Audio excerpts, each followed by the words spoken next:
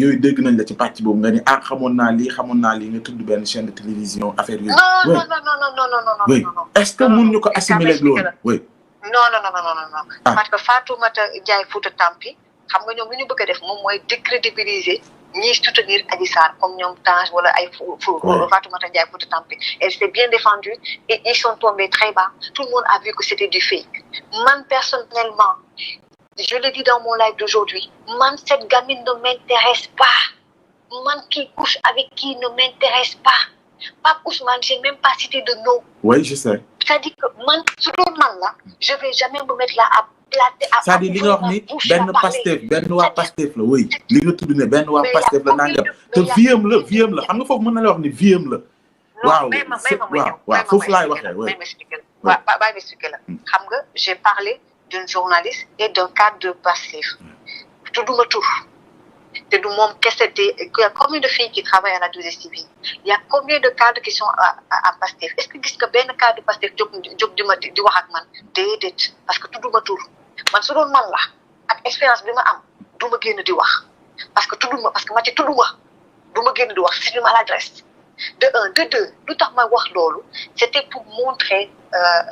comment les gens Sonko et ses gars Pastef ñu infiltrer presse bi. Et j'ai expliqué comme El Hadj Ndiaye defoon enfin je sais que il n'aime pas gars yi di def comme Pastef bu ñuy def comme ak Walfadjri tout le monde c'est pas un secret de polichinelle tout le monde les Sénégalais ils disent que Walf égale Sonko et on veut pas de 2STV comme Walf donc j'ai averti El Hadj je lui ai dit ñu ngi dugg ci sa biir de manière sournoise parce que am na yeneen journalistes yi ko fa bëggoon def te man wóoloo te man xam naa ñu ngi dugg nag par la fenêtre je donnais un exemple bu ndaw ma ne ko am na kay farantoog cadre Pastef ëmbal na ko c'était pour lui dire qu'il y a un petit groupe des journalistes et de chroniqueurs qui sont pro Sonko qui sont maintenant à la 2STV te ñun xam nañ ko. mais justement mun nga alerter mais yegg ci commentaire bu mujj bii nga wax nii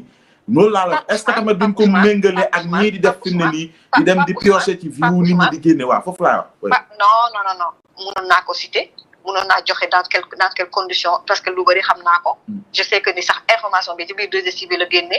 n'est-ce pas. toute cette hypocrisie là que j'ai vue là moi ça me fait rire. Tu vois ce que je veux dire bëgguma wax ndax mag laa tu comprends. de un je te dis j'ai donné un exemple joxuma encore une fois un nom j'ai pas dit Pape Ousmane moo biiral nga baal ma. j'ai pas dit ma soxna moo biiral j'ai donné un exemple donc il y a beaucoup de filles là-bas. Pourquoi man je vais me lever moi Macky alors qu'on m'a pas c'est une maladresse. J'ai donné un exemple pour donner comment les gens ils font gars yi dañuy dugg bu ñu xamee ne fii nii 2STV ñemewuñ laaj ñaay dañuy jéem a képp benn gel foofu ci biir et puis j'ai donné même un conseil j'ai dit aux filles faites attention parce que ku nekk mën nga génn ak des hommes politiques ça nous est arrivé ñun ñëpp c'est arrivé à beaucoup de femmes journalistes ku mu neex bëggante la ku la neex dem naa sa ba ne leen bu ngeen di bëggante politicien bu leen waxtaan waxu politique bu leen waxtaan waxu invitation nga xam ne kii dalaa bëgg ndax yow bëggul la ndax fa ngay liggéeyee bëggul la utiliser voilà man dugguma ci ça m'intéresse pas billahi Pape Ousmane ça m'intéresse pas les histoires de coucherie maa mag loolu man lijjantiwuma loolu ba may def sa émission 100% people wóor na yàlla je devais même pas faire cette émission là benn émission donné on m'a dit que c'était trop intellectuel pour le Sénégal ma ne ko naa def benn style bu léger pour nit ñi xam ne Mati ñëwaat na ci télévision ñëwaat na Sénégal mais c'est Ange qui donnait les scoops les exclusivités su ma paree du ma ko sax laaj ne ko diw lii la defam diw nii fàtte naa émission man ca leneen man je vis autre chose Pape Ousmane donc c'est ça qui montre que le Sénégal on est trop en retard mentalement c'est-à-dire on est vraiment en retard tout ce que j'ai dit dans ce live là les gens n'ont pris que ça de sensationnel que ça affaire de cul c'est-à-dire que Sénégal il y a que les histoires de sexe le sang le sexe le sang il y a que ça qui vend au Sénégal en fait un live d'1 heure on ne retient que ça mais man après je me suis dit mais les gens on est en retard hein je suis désolée j'ai même pas cité la personne ku nekk di ina jërëjëf. oui mais justement le fait que cité woo ko d'accord ñun yëpp xam nañ ko mais le fait que commentaire bi yegg ba foofu xam nga nga def alerte moom laa lay wax moo tax ñu bëri jàpp ni. Mati oui Mati je vais le dire calmement. je vais t'expliquer calmement. je t'ai dit Walfadjri par exemple on sait que ni ñoom amul lu ñu dañ ko assumer. da ngay gis des chroniqueurs ils sont pro Sonko leneen ak leneen ñoom dañ ko assumer mais 2STV El Hadj Ndiaye je sais que ni bëggul yooyu alors comment ils ont fait ils sont passés par la fenêtre comment ils sont passés par la fenêtre eh bien dañoo muus parce que même ñoom am na li ngeen yëgul gars yi nee nañu même sax ci internet bi réseaux sociaux yi nii militante APR yeeg yenn gars yi ñoom dañuy dem doxaan ci militante APR yëgu leen loolu technique la pour infiltrer leen yéen yëgu leen lu xew de technique Pastef ak yenn Sonko boys de gars yi loolu la man dama doon joxe juste un exemple c'est-à-dire ils sont passés par la fenêtre comment ben il y a une journaliste là-bas voilà donc ñu képp kenn voilà comme ça on aura voilà. les comment en est-on arrivé à ce stade. lan moo xew Maty lan moo xew.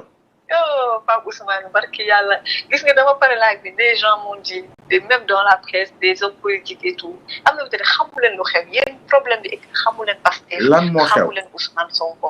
mais Maty li nga wax ni est-ce que nekkul di biaiser sa lecture parce que tout simplement dañ la harceler dañu dugg ci sa live wax la lii dañu la menacer nga dem ba benn moment boo xam te ne je ne dirais pas phobie mais dama amul mot bi mais est-ce que du loolu demul ba biaiser sa lecture parce que di ngay waxee ak li ngay dundee naan xamu leen lu xew ak mel ne ku ñuy xaw a tiital ci Pastef seen taxawaay c'est des Sénégalais mais wax ñu lan ngay wax. parce que oui lan ngay wax lan la. donc voilà en fait man ñu bëri dañu defoon ne sax ci diaspora bi j'étais pro Sonko ce qui est faux. bien que nag toute ma famille les 3 quarts ont voté pour Sonko Sonko sax pour te dire ah ne woon na ma dinaa dem seeti sa yaay ndax sama yaay dafa voté pour Sonko en 2019 mais en fait dans la diaspora parce que plateforme bi ma am ñoom ñooy ñi njëkk a xam intérêt réseaux sociaux. loolu mooy force Sonko ak ses partisans depuis 2016 il y a des gens qui m'ont accompagné boobu nekkuñ sax ci Sonko tey ils ont créé des cellules. donc ñu dem ba ci biir defe ne man dama far ak ñoom quand j'ai commencé à def sama liggéey di jël di varier samay invités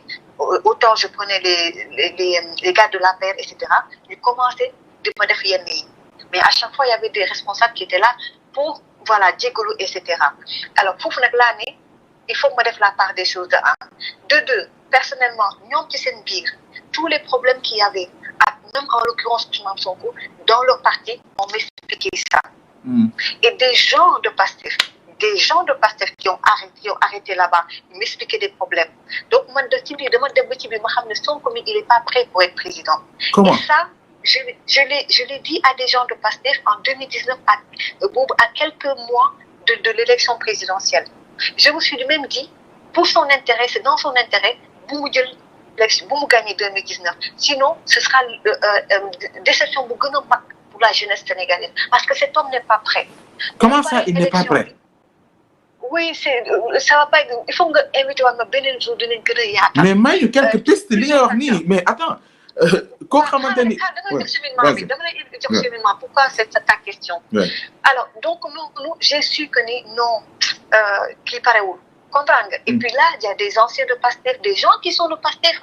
aussi qui parlent avec moi qui savent que cet homme a des limites mais ils sont toujours dans le parti ñu pare ci loolu man j'ai pris mes distances avec certaines personnes ci ñoom mu am benn guerre froide nag bu am seen diggante ak man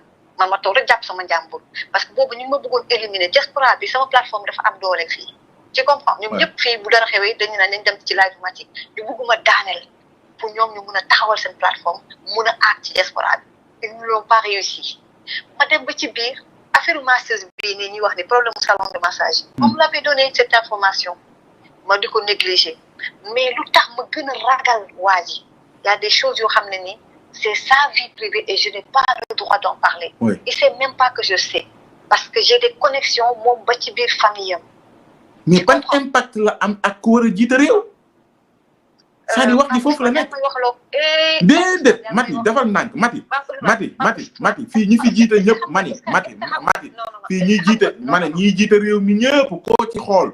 parce que ay nit lañu di nga am loo xam boo ko laalee di nga dem ni nit la